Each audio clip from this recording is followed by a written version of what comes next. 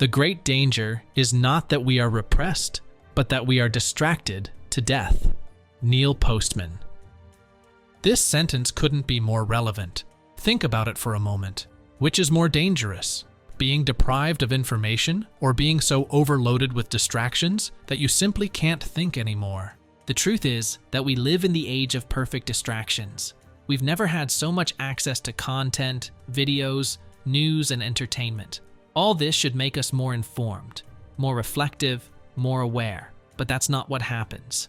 Now tell me, how many times have you wasted hours sliding your finger across the screen, only to feel at the end of the day that nothing has really remained? How many times have you had the feeling that you were always busy but never really connected to anything important? Entertainment, which should enrich our minds, is slowly simplifying our thoughts. It turns us into passive spectators, while shaping the way we see the world and, even worse, who we are becoming. Neil Postman, in the classic Amusing Ourselves to Death, analyzed how television has turned our entire culture into a spectacle. Politics, religion, education, science, nothing has escaped. Everything has been reduced to entertainment. And the question he asked decades ago still resonates. Are we thinking less precisely because we're having more fun? And here's the point. The impact of entertainment goes far beyond what we consume.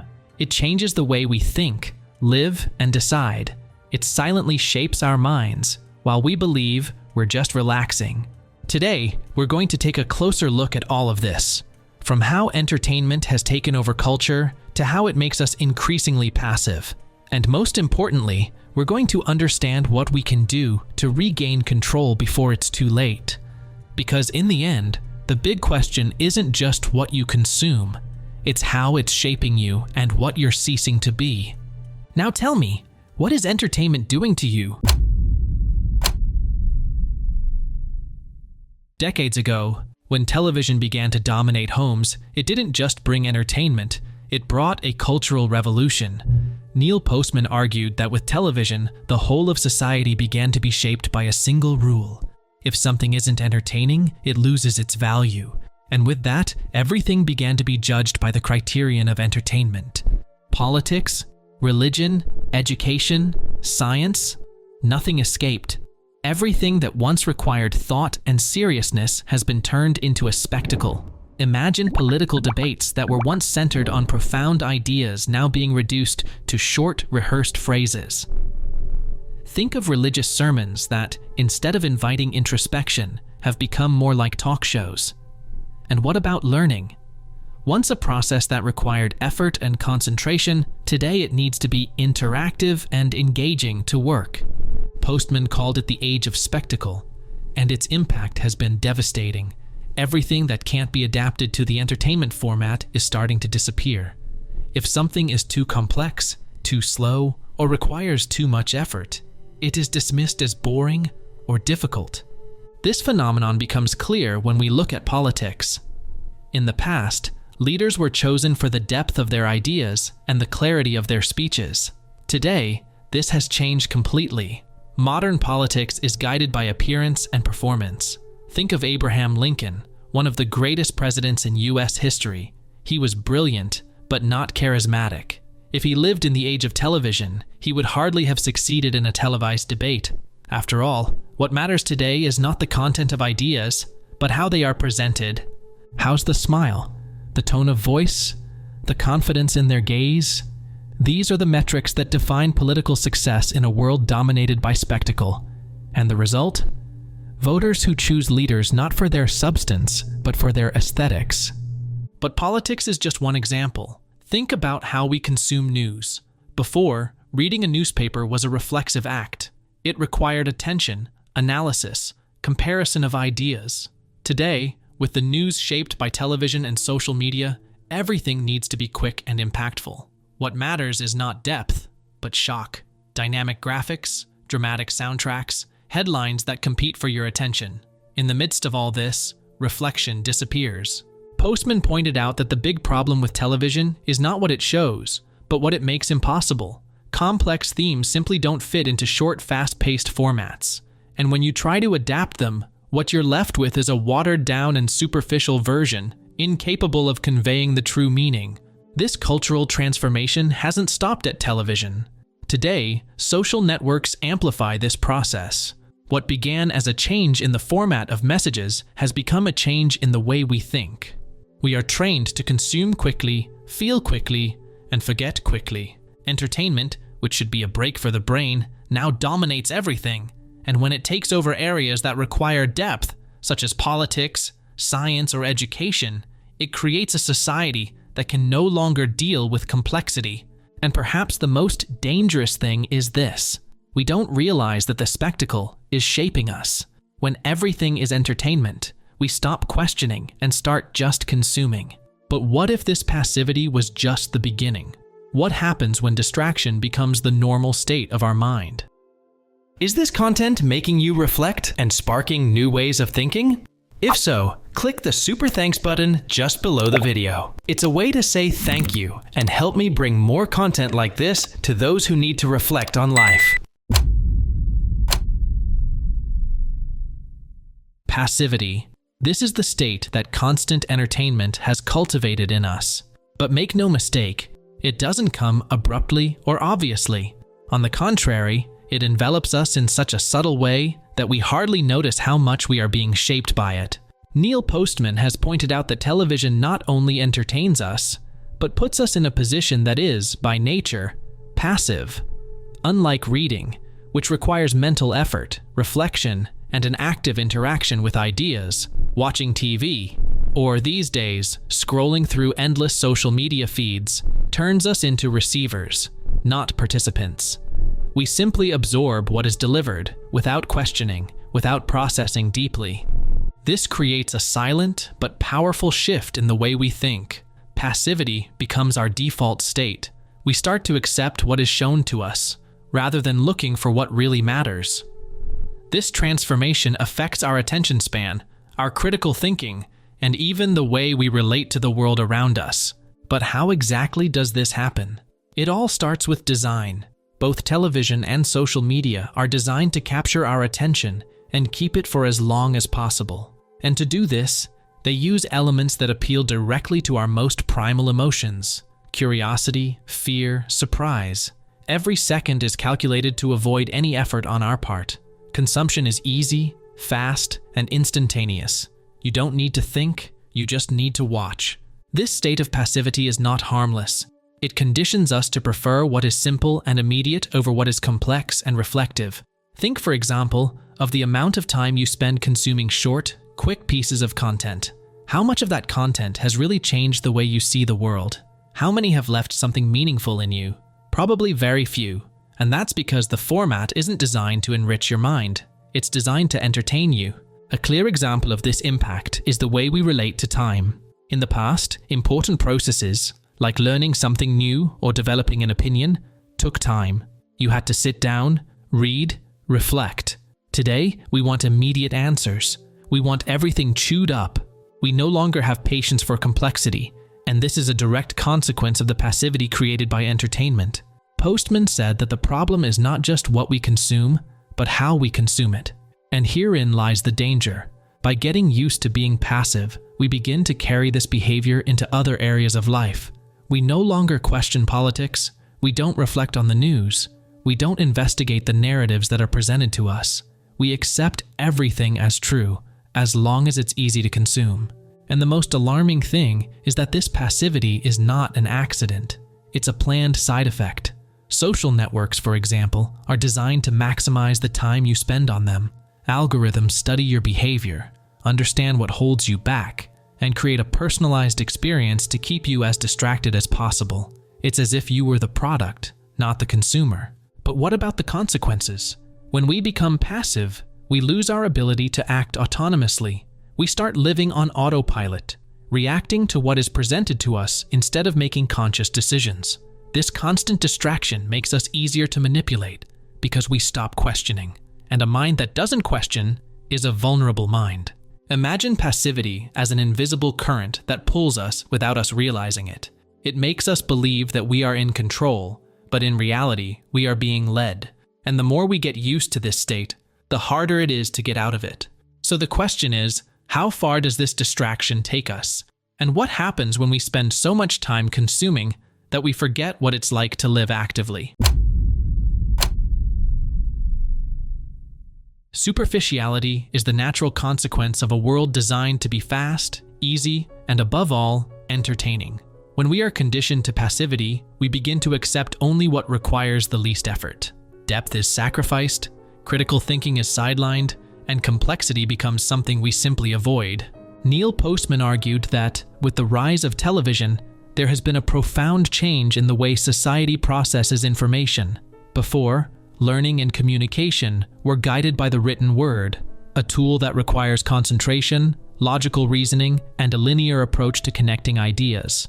But with the arrival of television, and now social media, this dynamic has changed. Everything that was long, reflective, or abstract has been reduced to what is short, direct, and visual. The result? We've lost patience for the profound. We want everything fast, chewed up, ready to be consumed without much effort. And this has direct consequences for the way we understand the world. Think, for example, of how news is presented today. Sensationalist headlines, short blocks, and fragmented information compete for your attention. Context is ignored. Analysis is discarded. What matters is speed, not depth.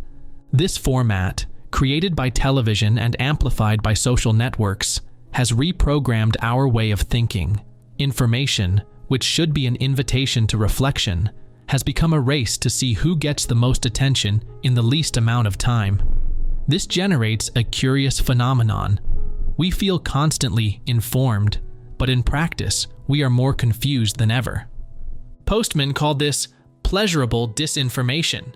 It's not that what we consume is explicitly false, but that it is presented in a superficial, fragmented way, unable to convey the full context. It's like being given pieces of a jigsaw puzzle without ever seeing the whole picture. You get fragments, but you can't put it all together. And the problem doesn't stop there. Superficiality doesn't just affect the way we consume news. It also affects the way we relate, learn, and even make important decisions. Think about how we interact on social media. Short messages, emojis, 15-second videos. Everything is designed to be quick, disposable, and as we get used to this pattern, we start to apply it to all areas of life. For example, when was the last time you dedicated yourself to really learning something new? Most people today prefer quick tutorials or summarized lists rather than delving into a book or a detailed analysis. This isn't laziness. It's a reflection of the culture that trains us to look for shortcuts. But what do we lose? We lose the ability to deal with complexity. And in the real world, things are rarely simple. Social problems, political issues, even our emotions, all require time, effort, and reflection. When we get used to superficiality, we become unprepared to deal with reality. And the most worrying thing, this superficiality gives us the false feeling that we are in control. We believe we are well informed because we consume a lot of content, but volume is not depth. Knowing a little about everything is not the same as understanding something deeply. Superficiality is actually an invisible prison. It prevents us from exploring the full potential of our thinking, making complex connections, questioning narratives, and really understanding the world. So the question remains, how do we escape this prison? And is it possible to recover critical thinking in an age where everything is designed to keep us on the surface? We live in an age where we have more access to information than any generation in history. But does that make us wiser? Neil Postman warned that the problem with too much information is not just the confusion it creates, but the false sense that we are in control, that we know more than we really do. Think of the movie The Matrix. At first, Neo believes he is living in the real world. He has access to everything he needs. He follows his routine, but in fact, he is trapped in a simulation carefully designed to keep him distracted. He feels he is in control, but none of it is true. Now think, isn't our relationship with information similar? We have endless feeds, headlines that seem to update us all the time, but deep down, we're just consuming fragments of an edited reality. Postman called this pleasurable disinformation. It's not that the information we receive is necessarily false. It's just that it's presented in such a fragmented and superficial way that it gives us the illusion that we know something, when in fact, we only have disconnected pieces. A clear example of this can be seen on social media. Imagine a major global crisis. You see tweets, posts, short videos, everyone commenting on the event, but each with a different, often contradictory version. You feel informed because you're seeing everything happen in real time, but in practice, you don't have the full context. And without context, it's impossible to make informed decisions or even form an informed opinion. This illusion of knowledge not only affects how we understand the world, but also how we interact with it. Postman said that in the age of the written word, knowledge was like a jigsaw puzzle. Each piece needed to fit together to form a clear picture. Today, with the fragmentation of information, it's as if we have several different jigsaw pieces mixed together. No matter how many pieces you have, you can never put it all together. And perhaps most alarming is the impact this has on our ability to think critically. When we get used to effortlessly consuming chunks of information, we lose the patience to explore complex topics. This is visible even in the way we seek to learn something new. How many times have you opted for a short tutorial instead of reading a book or attending a detailed lecture? It's not laziness, it's the result of a system that has conditioned us to seek out what is quick and easy, rather than what is profound and transformative. The difference between information and wisdom is exactly that. Information is something we receive. Wisdom is something we build through reflection, analysis, and effort. And here's the essential question. How do we escape this illusion? How do we transform the information we consume into something that really makes sense? Perhaps the answer lies in how we choose to deal with what we receive. Because, in the end, information is everywhere. But what you do with it is what really matters. George Orwell or Aldous Huxley. For a long time, these two authors were seen as prophets of opposite futures. Orwell, with his classic 1984, imagined a world of total repression, where tyrannical governments control every aspect of people's lives. Huxley, in Brave New World, described a future where humanity would be subjugated not by pain, but by pleasure. A society lost in distractions and superficialities. But which of these visions is closer to our reality? Orwell has often been cited as a reference for authoritarian governments, with censorship and mass surveillance. He foresaw a world where truth would be suppressed and freedom of expression eliminated. And indeed, there are elements of his thinking that we see manifesting themselves today, especially in societies controlled by oppressive regimes. However, Neil Postman argued that the real danger of our time is much more in line with what Huxley predicted. In Brave New World, there is no direct repression. There is no need to ban books, because nobody wants to read them anymore. There is no oppression of information, because the amount of distractions and irrelevant content is so great that people simply stop thinking. Domination doesn't come from authoritarian governments that impose fear, but from a society that voluntarily chooses to live in apathy. Think about the amount of distractions we have today. Social networks, apps, games, videos, movies, series. It's an endless stream of entertainment.